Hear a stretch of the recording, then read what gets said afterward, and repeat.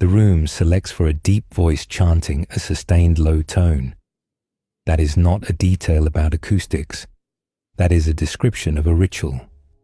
Whoever stood in that chamber and intoned a low, steady sound was not performing in front of the room. The room answered them. It took their voice and gave it back enlarged, sustained, physical. A sound that the people presenter would have felt arriving from the stone itself, from everywhere and nowhere, with no visible source. There is a word for the experience of a voice that seems to come from the structure rather than from a person. The room is called the oracle room for a reason, and the reason is in the stone. Now the second thread, the one that turns an acoustic curiosity into something that reaches toward the title. The number around 110 Hz is not unique to Malta. The same narrow band, somewhere between 90 and 120 Hz, shows up in ancient stone chambers far from each other, in different cultures that had no contact. Newgrange in Ireland, chambers in England, other sites across Europe, built by separate peoples across centuries with no shared blueprint, and they land on the same frequency. That convergence is what pulled in the harder science, because a shape that appears once is an accident.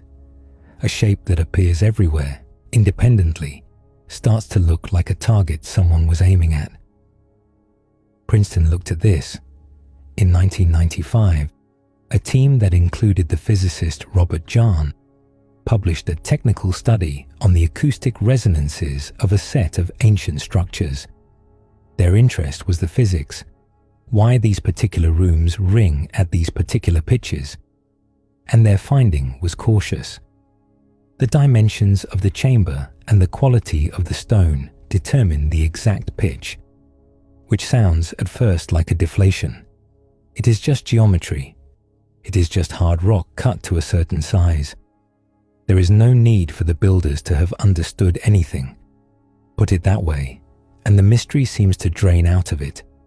It is worth slowing down on the convergence itself, because the convergence is the part that the easy explanations keep skating over. Newgrange in Ireland was raised more than 5,000 years ago, older than Stonehenge, older than the pyramids at Giza, and it is famous for a different precision. Once a year, at the winter solstice, the rising sun threads a narrow stone-cut opening above the entrance